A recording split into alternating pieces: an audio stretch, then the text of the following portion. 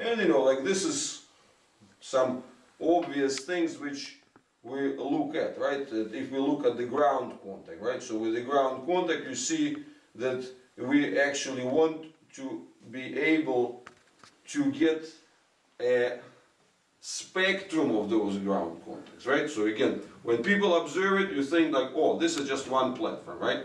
But in fact, that platform that you can hold on as your natural one, it actually is the neutral one, it actually comes from the ability to get all the other sort of sub-angles around it, and then you finally arrive to the middle one as the sort of more or less the aggregate from all the others, not the other way around. So it's not that you start with a flat and then you say, well, maybe I can do flat first, and then I optionally choose, maybe I'll add a little bit to the left, a little bit to the right, and so that's not the way it works. Right. So you have to develop all those abilities. So you have to get the whole surrounding thing so that you can earn yourself that single spot in the middle. Mm-hmm.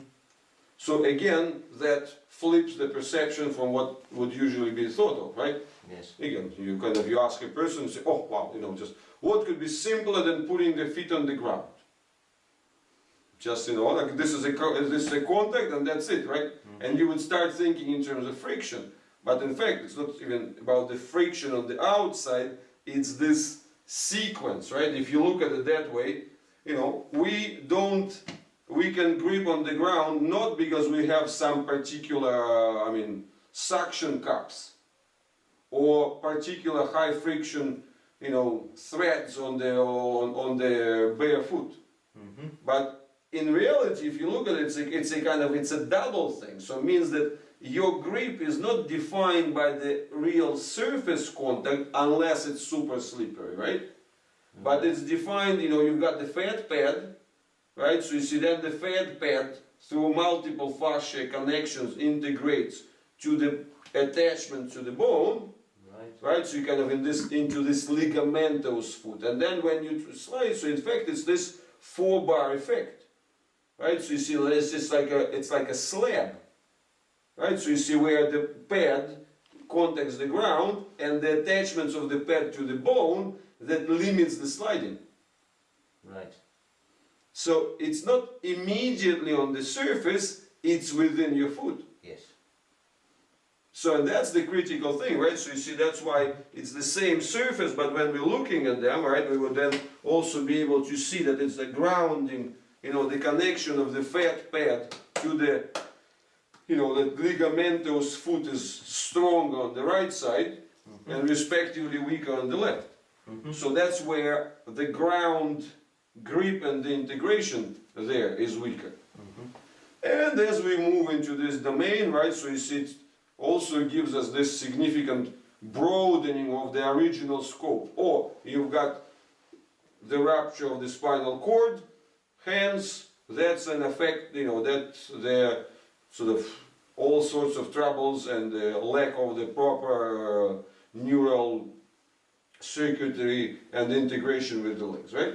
Mm-hmm. But because what I'm talking about now, these are very physical things, right? So you see there is no particular central nervous system or spinal cord connections which would be defining the quality of the fat pad and the fascia integration that it has, mm-hmm. that has between the foot and the, you know, and mm-hmm. the actual fat pad itself and let's say the ligamentous foot. It's a local thing. Yes. So, I mean the foot, the paralysis, it's still flaccid paralysis. I cannot consciously move the foot. Exactly. So the pathways of not... Yeah, those ones are not there, but this is... So what we're dealing with here is the local structure within the foot itself. That's it. So what we want to do with it, right? So you see, if lately I started using a bit of this kind of framework. If you think of the connections which should be kind of direct neuromuscular, right, as agonist, antagonist, and kind of contraction, you know, the contractile properties, thinking of them as a competitive execution of the movement, right? So when they compete with each other, and that competition has to be offset and balanced, right? Mm-hmm. So whilst if you look at the connections which are really on a more physical and direct level, kind of the soft connections, right? The fascia connections, you know, this example, the foot pad, how it integrates with the ligamentous structure, you know, with the ligamentous foot, what's the yield ratios for the exact ligaments and so on. That, you know, these are the items that I would describe as the collective cooperative contribution. So they don't compete, they cooperate. Yes. So, and that's, in that respect, if we look at the bigger picture, so that's what we actually, you know, that's where we see the reserves. That, okay, the rupture is there, so therefore the competitive collectives, in terms of the pure neuromuscular, they are significantly, you know, they are out of let's put them into the miracle basket, right? But what we are focusing on here is not the miracle as a kind of miraculously reconnect the spinal cord, right? So what we are focusing on is that how we can recruit all sorts of those small, distributed, cooperative relationships. Yes. So that they would allow us to run decent remodeling and decent, on the other hand, you know, a decent integration based on that reduced pure neurological capacity, right?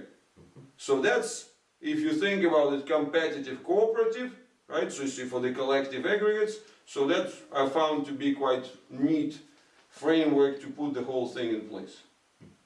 So that the more elements are able to cooperate, then the better offset we would have for the deficiencies in the competitive performance. Whilst with the healthy people, usually it goes the other way around, right? So you see, meaning that they can afford losing quite a lot of those cooperatives until they reach the critical level and compensate it to a certain extent by over-activating the competitives. Yes. So that's where you get the muscle, you know, tension. That's where it will start leading towards pains, you know, let's say what feels as a permanently contracted muscles and all these other things, right? Yes.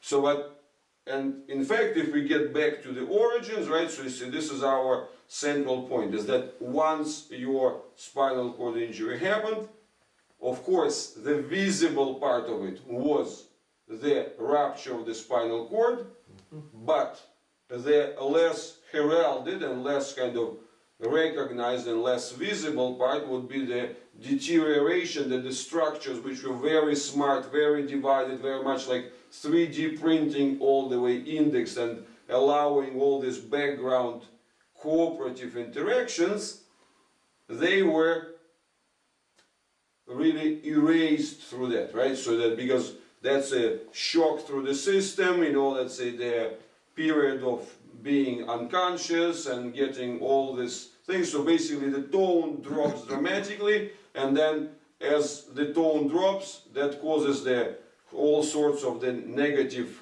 effects at the capillary levels, at the effect of the, you know, discharge of the gas bubbles, which are not normally being contained by the intra and extracellular pressure and so on and so forth, right? Conversion of what was previously well organized collagen into the sort of statistical collagen, when it's just kind of all, you know, chaotic and so on. And that's the deterioration of this cooperative structure, right? So and therefore our work, which might look sort of strange from the outside, right, is actually based on this. So if we talk about the loss of the smart structure qualities, which you had but they got lost, and then, you know, this is what we are working at. The good thing about it, they are local, they are not centrally dependent on the central nervous system. That's why we can expect legitimately the response from the region which is as far located as far as the foot or as far as the knee. Whilst from any standard perspective, you would say, well, what's the, you know, everything below the T12 and then respectively all the sort of pathways that lead to the legs, they are, you know, they're severed. So what's the point? You know, like it's denervated effectively, right?